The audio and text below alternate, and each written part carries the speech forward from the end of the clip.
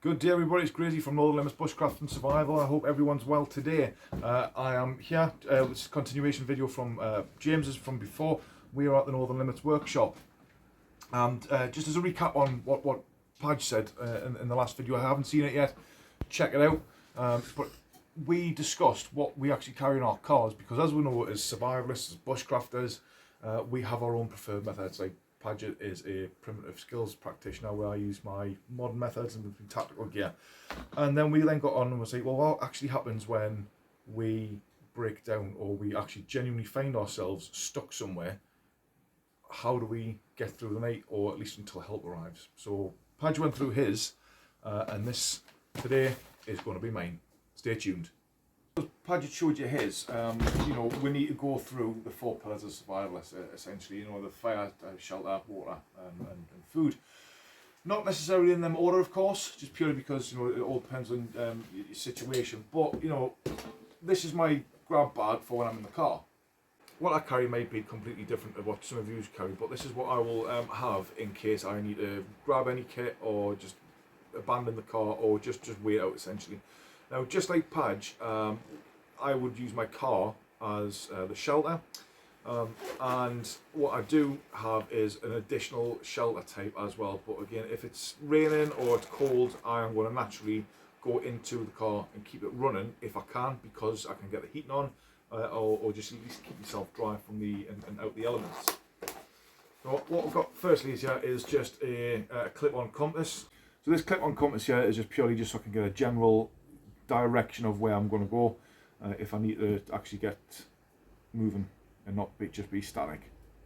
So it is just a standard compass in 360 degrees, fluid filled. I picked this up for a couple of quid. I did get a few of them because the cheap and have a tendency to fill up with water, but just keep an eye on it. So in my kit then, all I've got here is just a basic first aid gear, just in case I get any cuts, scrapes, bumps or bashes, and it's not as extensive as Padge's might be, with him being a military paramedic and me being as a medic as well, but I just have a tendency just to go slightly later. So for water, I have got a bag, just a general water bag, and what I've got here taped onto this is 12 chlorine tabs, like pure tabs, just to keep it water, and then I've then got a water filter as well.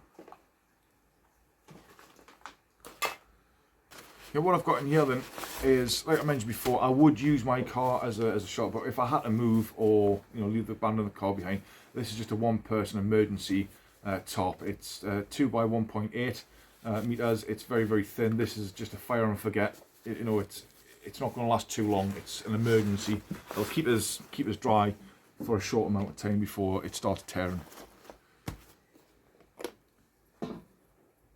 Light for an emergency signalling or just checking around the dark, because the last thing I want to be doing is losing my eyes when I'm out in the woods. So fire, this is just a standard robust pick lighter. When I'm on the ground, I am not going to mess around trying to bust out a bow drill or anything that's going to require time and resources. First time, every time.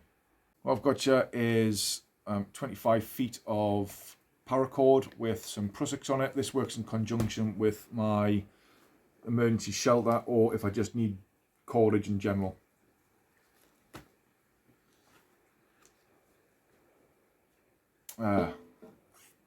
Siloams then. If you haven't seen, so if you've never seen how to use these effectively, you can use them as markers or use something called a buzzsaw when you put cordage on it and then spin it around, but again, that's a different video. Next, we've got our Victorinox multi-tool. This is the Forester. It's got a decent knife on it, and then it's also got a saw, everything that I need for it, just a small one, and then you've also got the screwdrivers and such that go with it, and then most importantly as well, that is a very, very underrated piece of kit, is the reamer.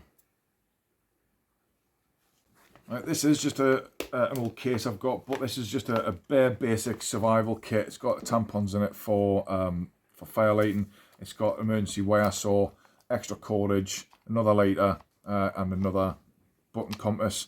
Got a couple of condoms in there for collection of water, I've also got a fennel lens for fire starting, and then if I need to repair any of my kit. And then I've also got a mirror for first aid and singling. Yeah, what I've also then got finally as well is one of my containers. This is a stainless steel small mess tin.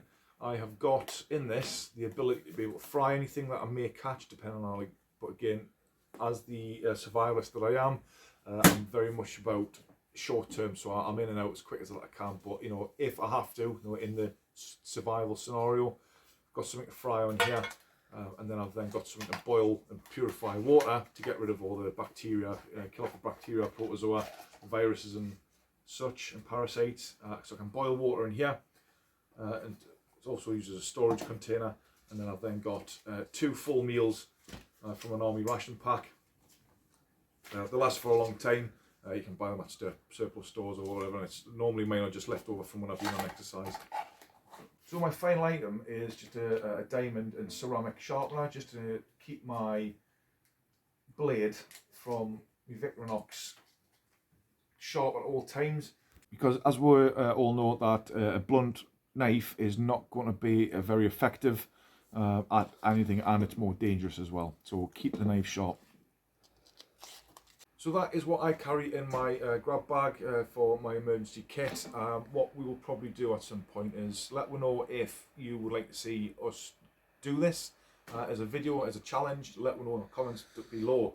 If you haven't subscribed to the channel already, please drop a subscription, drop comments, share it to everybody on everything, and most of all, please subscribe to the channel. Helps us out so much. We greatly appreciate everyone who comes back to the channel, and those who are new to it, you're always welcome. Thanks very much.